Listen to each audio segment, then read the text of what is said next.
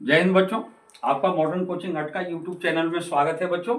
आज देखिए बच्चों, आज एक सवाल को हम करने जा रहे हैं बच्चों। बहुत कम समय में ये सवाल को क्लियर करेंगे बच्चों। तो ये सवाल मेरा है, आवर्धन m बराबर +1 से क्या तात्पर्य है, इसका धनात्मक चिन्ह हमें क्या बताता है तथा यह किस दर्पण से संबंधित है बच्चों।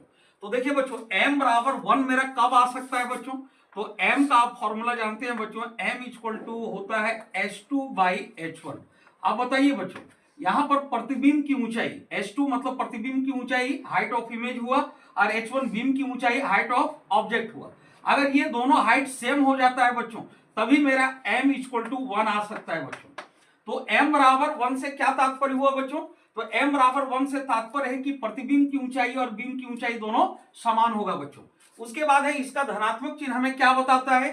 तो धनात्मक चिन्ह अगर m आपका प्लस में होता है बच्चों, तो आपको पता होगा बच्चों कि अगर मैग्निफिकेशन आपका प्लस में है तो इसका मतलब ये हुआ, प्लस चिन्ह ये बताया बच्चों कि प्रतिबिंब आभासी एवं सीधा है। उसके बाद कह रहा है बच्चों कि यह किस दर्पण से संबंधित है। तो आप बताइए बच्चों कि बीम की ऊंचाई और प्रतिबिंब की ऊंचाई किसमें समान होता है, यानी किसमें इमेज बीम के समान साइज का बनता है बच्चों। याद कीजिए, तो दर्पण आपका समतल है बच्चों।